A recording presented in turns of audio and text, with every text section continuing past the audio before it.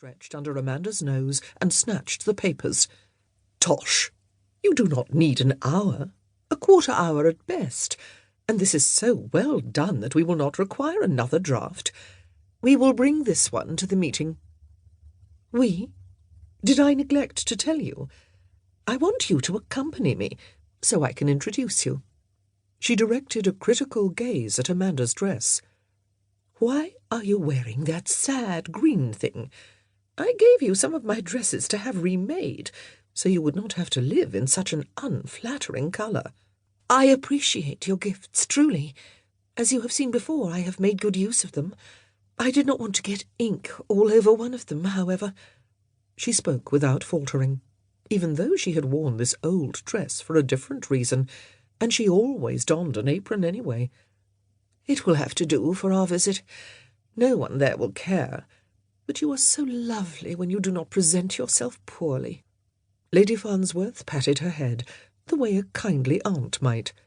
"They all know what a treasure I have found in you, Miss Waverly, and how helpful and competent you are. That is all that will matter." "I had intended to do some shopping while you went to your meeting. Will that still be possible?" "The shops near Bedford Square should suit your purposes. We will not need you for more than a quarter hour. Now, finish that so we can depart in good time. Oh, and sign the letters for me.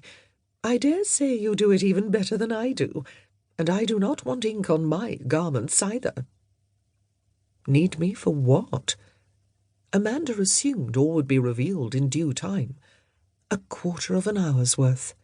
She prayed it would not take longer than that, although Bedford Square would be very convenient to her errand. So convenient that it seemed fortune had smiled on her.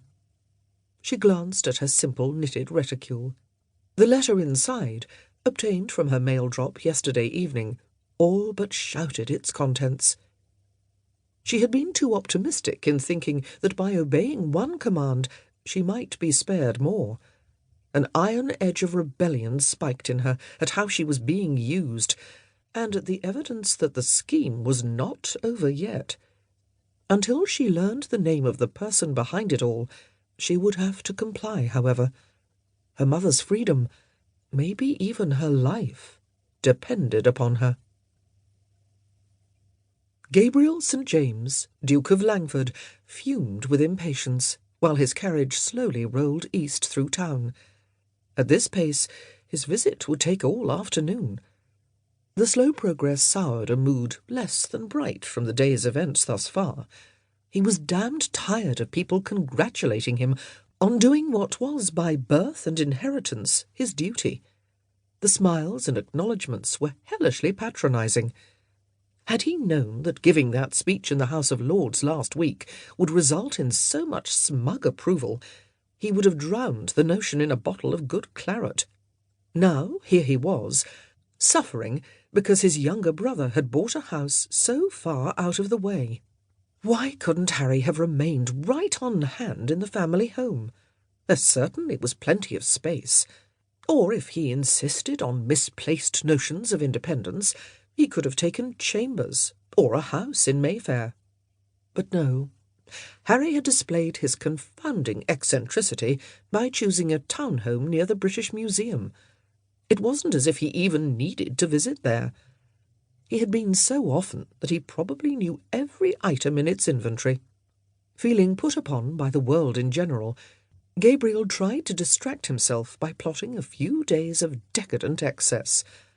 Unfettered debauchery always made him feel better.